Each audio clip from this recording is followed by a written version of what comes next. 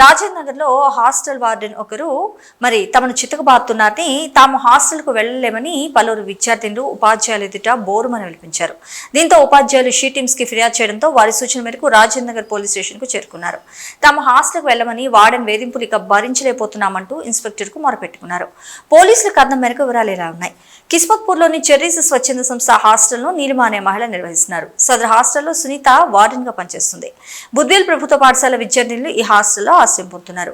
Warden Sunitha తరచూ తమను సూటిపోటి మాటలతో వేధించడంతో పాటు కొడుతుందని శుక్రవారం ఉపాధ్యాయులకు ఫిర్యాదు చేశారు. మధ్యాహ్నం స్కూల్ విడిచిన పోలీస్ స్టేషన్ లో ఫిర్యాదు చేసేందుకు వచ్చిన విద్యార్థులు తమ హాస్టల్ కు వెళ్లమని ఇక్కడే ఉంటామని చెప్పడంతో ఉపాధ్యాయులు షీ టీమ్ కి ఫిర్యాదు చేశారు. అక్కడికి చేరుకున్న షీ టీమ్ సభ్యులు రాజేంద్ర నగర్ పోలీస్ స్టేషన్ లో ఫిర్యాదు చేయాలని సూచించారు. దీంతో వారు ఉపాధ్యాయులతో కలిసి సాయంత్రం రాజేంద్ర నగర్ పీఎస్ కి వచ్చి ఫిర్యాదు చేశారు. దీనిపై స్పందించిన ఇన్స్పెక్టర్ కాస్ట్రో వార్డెన్ సునీత సంస్థ నిర్వాహకులు నీలిమాను స్టేషన్ కు పిలిపించి విచారించారు. బాధితుల ఫిర్యాదు ఆధారంగా విచారణ చేపట్టారు.